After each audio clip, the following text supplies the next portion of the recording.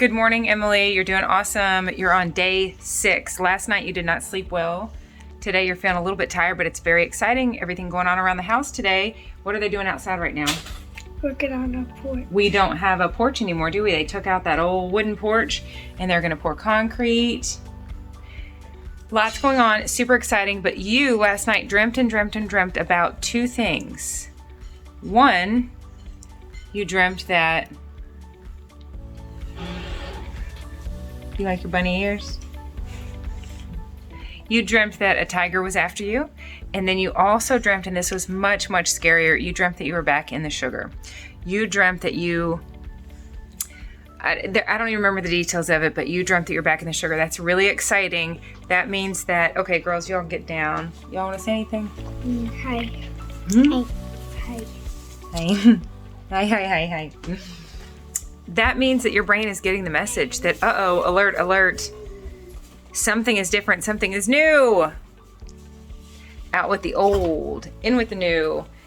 So I want to tell you, keep going, you're doing awesome. Day 6, I'm about to write that on my hand. Day 6 today. Keep in mind, it's much easier to stay sober than to get sober. So you just keep on going. You've earned 2 tallies this morning because what was not tempting last night has been, you felt a little tempted this morning to eat these cookies. This is all that's left from last night, and they're so yummy, and at this point they're not hot anymore, so they'd be kind of crispy, right? Are you with me? Crispy? Let's go ahead and acknowledge it. They'd be crispy, they're a little burnt. Yum.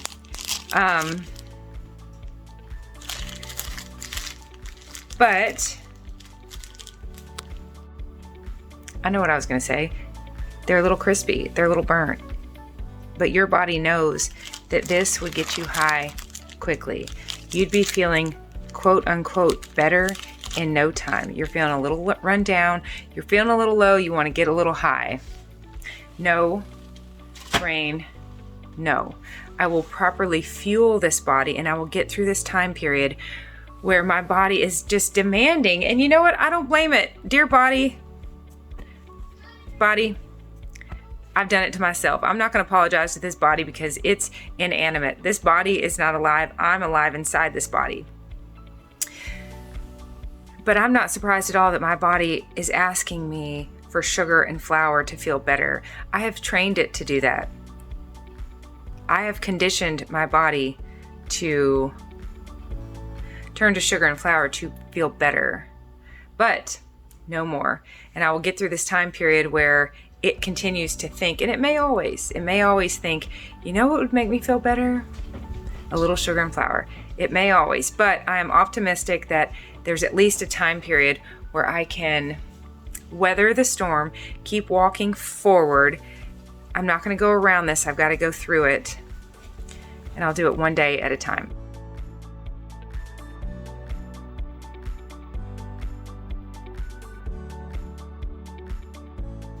So I finished my breakfast and I was wanting more, but then Clara asked me to do this to her hair, so I did.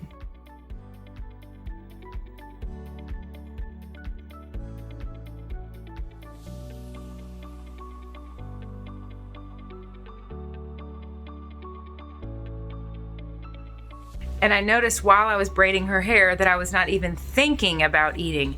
This is a mind game. We're not dealing with hunger, we're dealing with addiction. We're dealing with a brain that's trying to convince us that we need something we don't need. Okay, so Clara's hair is done. Clara, you're looking good, girl. Thank you. All right, now Mary wants me to do this. Mary, you ready? Excited? All right, here we go.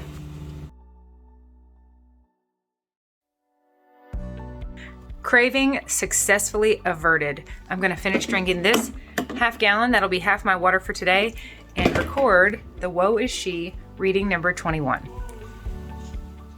I am excited. I'm methodically and strategically and tidily, it's so nice and tidy, packing up my little bitty size small clothes because I'm in some mediums right now temporarily. And I'm gonna pack all these up and look forward to getting back into them. I could get in them now, but I should probably not go out in public looking like that.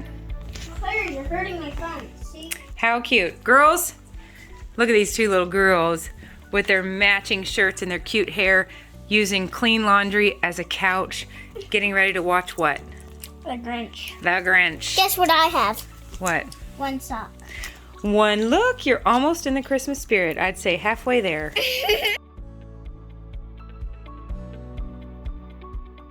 Also, Susan, I'm headed to the post office now to send you your Celebrate Recovery hoodie. It's so pretty and so soft and so feminine. It's got, look at the flowers on the back. So pretty. I hope you love it. If not, that's okay. Pass it right on along. Pass it right on along to someone in Celebrate Recovery. Headed out the door to run these errands, but first I'm gonna make myself a to-go bowl of nutrition. A fruit, a protein, a vegetable, a fat, and a grain. Jill, it's a bowl of slop.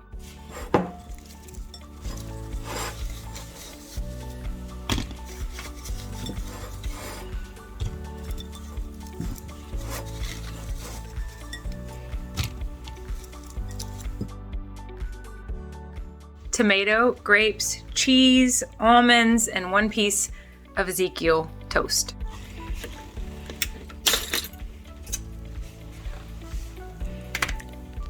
The right amount of the right foods.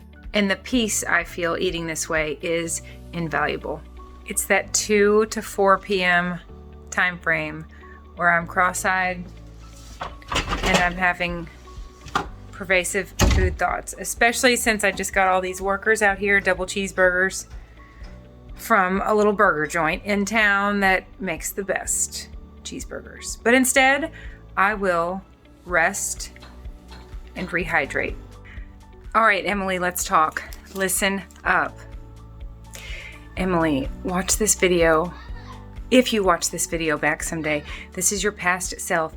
I'm making a video, Mary. Yes, Mary? Is it present wrapping time? No, not yet, girl. Did you hear? Is the present wrapping time? Nope, not yet.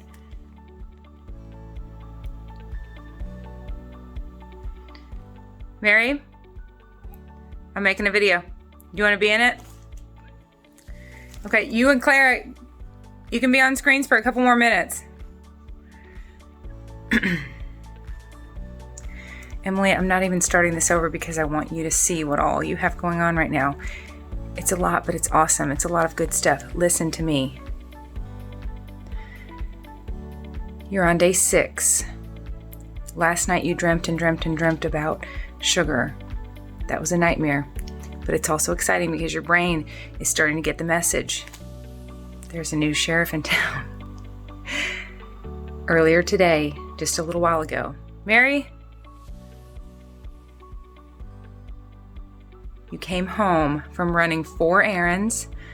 You got so much done. You mailed out Susan's sweatshirt. Susan, I hope you love it. I'm just excited to send you a beautiful purple package. You went by the church and donated money to a family nearby that got their home destroyed by a tornado. You got the work crew a bunch of double cheeseburgers. You stopped by the dollar store and got everything for several gifts. It was super fun. You got a lot done. You came back, and after you passed out all those burgers and took care of everybody, you were cross-eyed, exhausted. That's your danger zone. Emily, I'm speaking to you. Everyone's different. We all turn to food for different reasons. You're not much of an emotional eater because by the grace of God, your emotions are typically pretty well in check, and you are pretty good at being grateful. You are an exhaustion eater. And when I say exhausted, I mean cross-eyed, where you can tell the chemicals in your brain are just pretty well bottomed out. But hear what I'm saying, it's a brain chemistry issue. You have conditioned your brain to want to get high when it's feeling low so that you can keep going and going and going. You and I both know you've got that video called Accidental Addict. You accidentally became addicted to sugar, flour, and binging and restaurants and dieting over the course of 10 years or so, accomplishing quite a bit. That was a crutch that is no longer allowed. We swapped out that old crutch for this gold crutch. Goodbye, crutch. You came home. You came home. You gave everybody their cheeseburgers and you wanted to eat. And you kept, today is a salami day. You kept thinking about salami. You know there's salami in the refrigerator that's about to go bad and your body's asking for it because it's so high in fat. And your body's just like, it was begging you for dense calories. You put yourself to bed to take a nap while the crew was here. Good work. If they really, really needed you, they could get you. They could get your attention. They could call. The kids could let you know. You put yourself down for a nap. Excellent. When you woke up, it was a very fretful nap. You didn't sleep well. You didn't sleep long. And when you woke up, you were still not feeling well, having pervasive food thoughts. You tallied and tallied and tallied and stood there at the island, feeling disappointed that you were still having all these food thoughts. I don't mean hunger thoughts. I mean your brain saying, let's forget this, let's binge. No. No, brain, no. You drank a half gallon of water. You just stood there and kept drinking the water. And as you were drinking the water, if a food thought came, a binge thought, I'm not talking about hunger. If a binge thought came, like a throw in the towel, check out thought came, you tallied. By the time you drank all that water, you looked around the kitchen, and before you tackle that pile of laundry and those presents that are hidden, there's presents hidden underneath here. Let's just forget those dishes and trash for a while. Let's just stay focused right here. But you decided that before you tackle any of that, you wanted to tie up some loose ends in the kitchen because the kitchen is this close to being clean. There's just a little bit here and a little bit there, a couple things on this shelf. As soon as you get them off the shelf, you can move all of the calf medicine. Greg just went and got 18 more calves. There's a lot of calves around here that need shots. All that calf medicine is on the kitchen table, but because of your good work yesterday decluttering, there's now room on the shelf. So, you drank all the water and then you prayed about it, and God gave you the idea to just set a timer for 25 minutes and put 25 minutes in working on the kitchen to tie up some loose ends before you hang out in here with the girls watching a movie and fold laundry. I'm telling you, it was about to be dark out. You ran outside and started bringing everything in out of the vehicle so that you have everything you need to wrap presents with the girls tonight. And you realized as you were running quickly because it's chilly out and you were getting to the point where you were going to need to run to the bathroom. All that water, right? You realized the food thoughts are gone. And you still have your 1 cup of milk and your final meal to eat that you're not even concerned about now. Emily, listen to me. You and I are making a pact right now to never eat out of exhaustion. I'm committing to you right now to stop doing that. You and me, girl. Your past self and your future self. I'm committing to you to never eat when I'm feeling exhausted, which then leads to feeling overwhelmed. I'm holding this because I'm telling you, this is a cheap little tablecloth that I bought the other day, and after 25 minutes in the kitchen, I'm going to be able to put this on the kitchen table. It'll be so stinking cute. I don't know, it's a rectangle. Our table's a square. It's not going to fit exactly right, but there'll be some red and black flannel looking decor. This is going to be your little treat after 25 minutes in the kitchen. I'm telling you, your issue with binging and throwing in the towel, and everybody's different, but Emily, your issue is when you're just totally exhausted. You used to say, and this was your excuse, that you ran out of energy before you ran out of tasks. You ran out of energy before you ran out of day. You ran out of energy, and that was your excuse to just eat whatever you wanted at night, because you and I both know you were out of energy, but still had, you and I used to say 85 things to do. I think it was 85. It might have been 83. We used to say 85 or 83 things to do. So many kids to feed, so many kids to bathe, so much homework, so much to do in the evenings. And that was your excuse to turn to binging, which created more than a habit. It conditioned your brain. That's behavioral psychology. Yes, ghrelin is a real thing, but it's also a real thing, like Pavlov's dog. All they have to do is hear that bell and they start drooling. All you have to do is see that, see the sun go down, and you start thinking about binging. No more. I'm telling you right now, it's gone. All those pervasive food thoughts are gone. You just rehydrated. Now you feel fantastic. You're about to go in there and set a timer. Probably get the girls involved. They can do quite a bit. Hear me when I say that is a temporary state of mind. That's temporary, Emily. And here's what I want you to do. I want you to tally your way to the breakthrough. There is a breakthrough. You will break through. Visualize that. Imagine that. Imagine tallying and tallying and tallying until you can finally... All right, here's the image that just came to mind. A swamp, sludge, quicksand. You're walking through it. You're pushing through. It's awful. It's no fun, but you're moving through it. You've got boots on. You've got, what are those things called that people that fly fish wear? I don't know, plastic overalls. That's what you have on. And you're moving through, and you're taking steps, and it's difficult because every step you got to step so high because it's all the way up to your knees. But you can see ahead of you that the swamp starts to lift. You can step up onto the bank, and then there it is. The skies break, the skies part. The up above you was tangled trees. It was dark. It was green and brown, and you were in the woods. You were in the wilderness. But if you just keep going, there it is. There it is. Keep going. I can see it. You can see it. There's grass and flowers and a meadow and sunshine and probably a little fawn with spots. Keep going, and you're going to tally your way there. I don't care how many tallies it takes. I'm committing to you right now to stop. No more eating from exhaustion. And you and I both know what that feels like. It's actually it's not in our body. It's not in our stomach.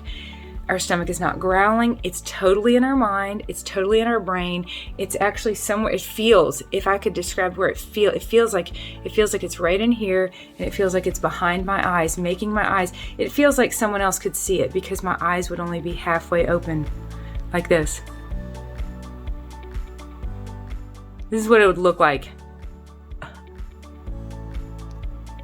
And then what you've done in the past is go ahead and binge, even on sugar and flour, and then it sort of feels like, okay, but look, that's not what we want either. It goes from exhausted eyes to crazy eyes. To crazy eyes that have a hard time sleeping, and crazy eyes that are just sort of jacked up, high, drunk on food, able to keep going, but not in the way you want to keep going. You want to be sober. You want to be strong. You want to be fit. I'm so proud of you. You're on day 6. Let's make our way right on into day 7. Let's go put in 25 minutes in the kitchen, get this thing on the table, and then come in here, start a movie, and surely within the time frame of a movie, we'll do 25 minutes. We'll come in here, we'll wrap a couple gifts for the girls. I'm saying it's for the girls, but some of them are Santa Claus. And then once that's done, they can come in here, we'll watch a movie while I fold this laundry, and I'll put them to work too. There's all sorts of stuff they can do in here that's theirs for sure. I'm looking at it now. Those are not my pink and purple hair barrettes. Then you wrap presents with your daughters, and then get to bed. And by the grace of God, be given the opportunity to do this all over again tomorrow on day 7. But for right now, we'll focus on day 6. And we'll be grateful for it. This is a journey. I'm traveling with you and for you. This is your past self speaking to you right now. I'm fighting hard. I'm in that sludge for you to get you up out of it. In fact, right now, we're out of it. Amen to that.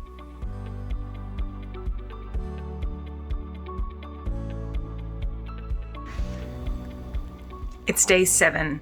I prayed to God. I laid down in bed last night and I prayed to God to give me an excellent night's sleep, and He blessed me with a terrible night's sleep. And I'm not being facetious. I mean that. It was awful. I can remember 5 of the dreams that I had related to sugar, flour, and binging. I'm going to talk about those here in a minute. Emily, I want to remind you of last night's sleep. You were in so much pain, almost like total body ache, especially your joints, your hips. It was very uncomfortable in so many different ways. You've been struggling this morning to get rolling, but by the grace of God, you have. Water. You got up. You let yourself lay there for a while, but not so long that you would just lay there and dehydrate, right? So like, let's get up like a little wilted flower, just laying there and wilting even further. You got up, got the dog situated, drank half a gallon of water, took a much needed, nice, long, hot shower, and you are about to do the Woe Is She reading number 22. But first, French toast for 5 kids. The last thing, no, I'm not going to say the last thing. That's not true. It's definitely not the last thing you wanted to do. I was thinking about that earlier today. One of my sermons, I talk about exaggerative language. That's exaggerative. There are a whole lot of things that I would rather not do than make this kitchen messy again. I was going to say the last thing I want to do is make a big mess in this kitchen. That's not true. The last thing I want to do is plan one of my kids' funerals. I'll make a mess in the kitchen and do it without complaining. And I will bless these kids with a delicious meal. Everyone's so patient, and Charlie's hard at work. The other ones are playing. I don't even know. I'm going to make French toast and then get rolling on this day 7. I'll be back with you in just a minute because I want to tell you about those dreams. By the way, I'm so grateful for the shape the kitchen's in. I've really been getting a lot done lately by the grace of God.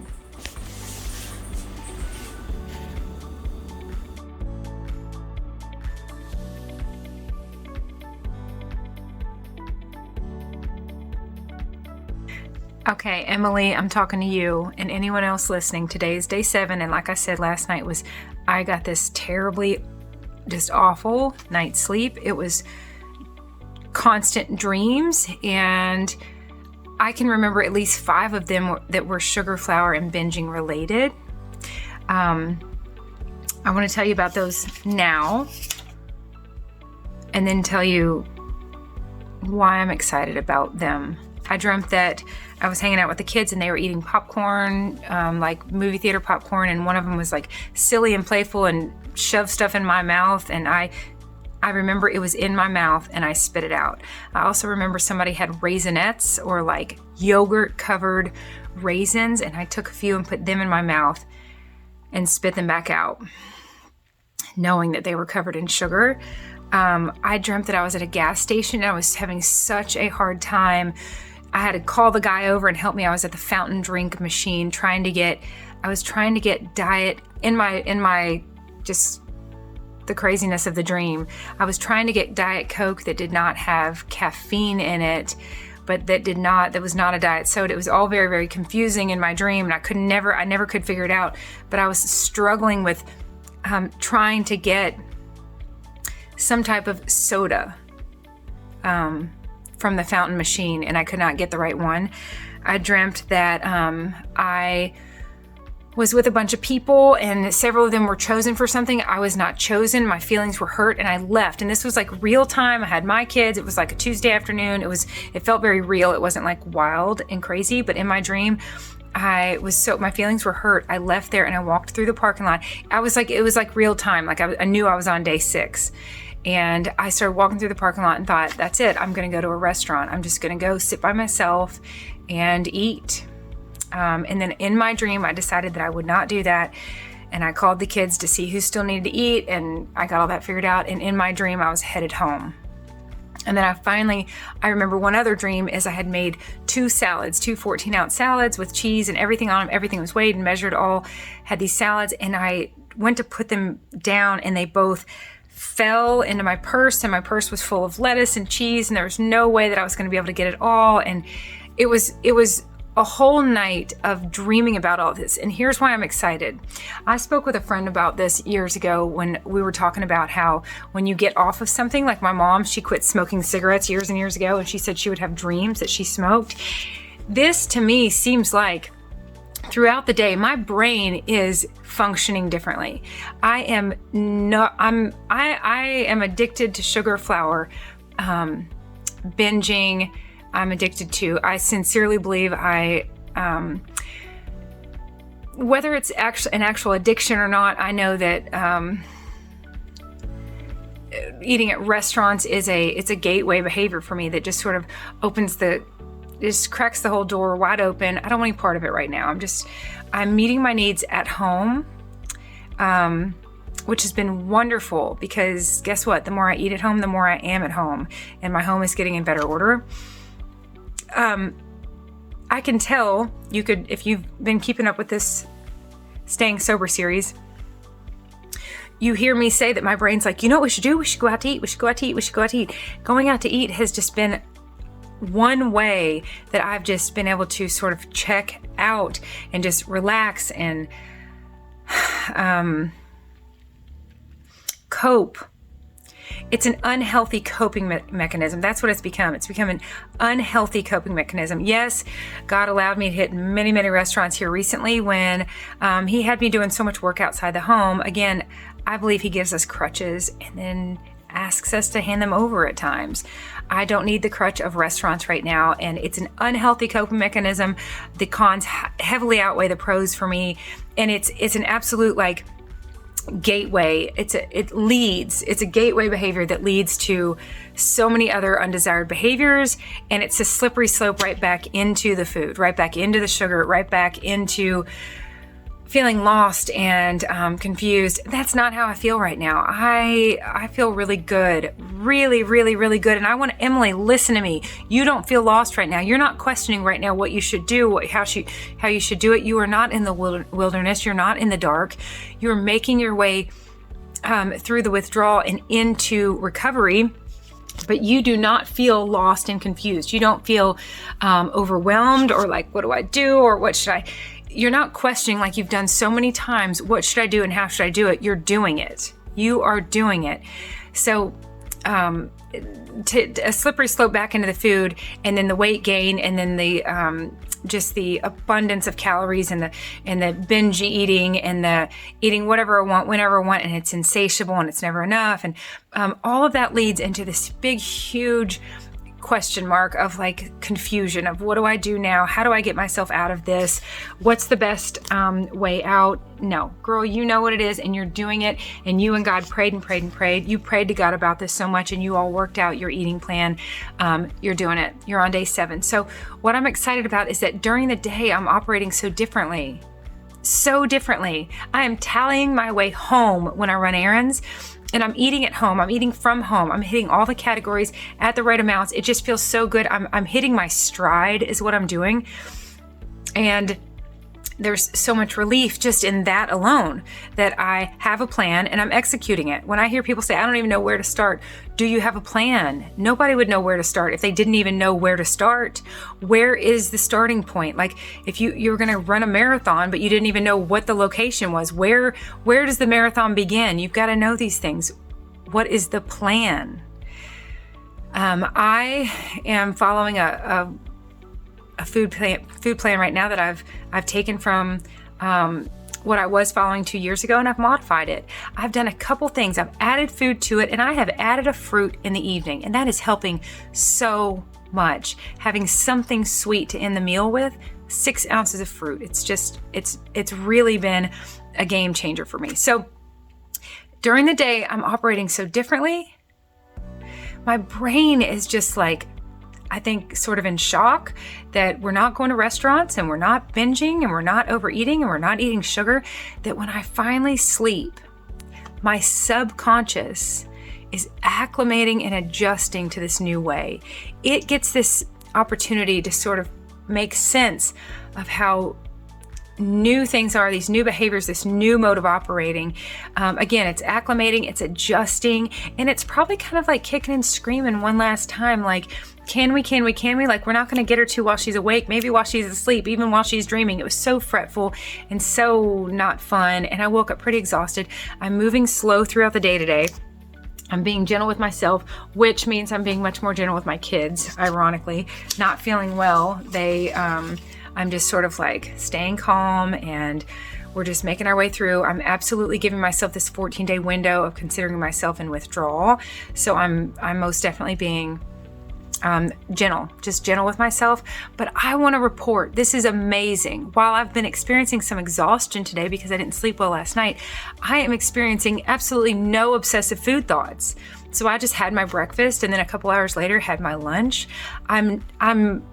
I don't feel like I have tons of energy today, but I'm not. Typically, when I'm exhausted, my brain starts suggesting all this food, and it has not been doing that today. So, hallelujah, praise God, amen to that. That's been really wonderful. And I am optimistic that I'm turning a corner, consciously and subconsciously. I'm turning a corner while I'm awake, changing all these behaviors, and I'm turning a corner while I'm asleep, while my body and my brain, just in the recesses of my brain and my subconscious, my body's acclimating and adjusting to this new way. Emily, this is for you. Listen to me. This is major progress here on day 7. Be a good steward of this progress you're making and continue on this trajectory.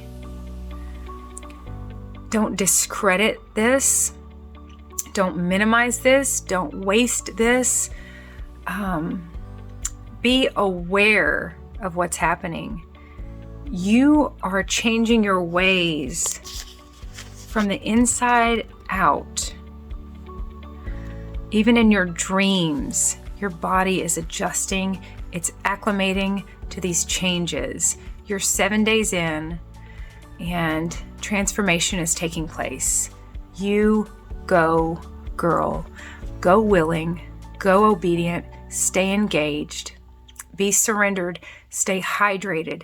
And I promise you, the Holy Spirit will empower you. I love you, Emily. Keep going. Deal? Deal. All right. I love you. I'll see you again soon.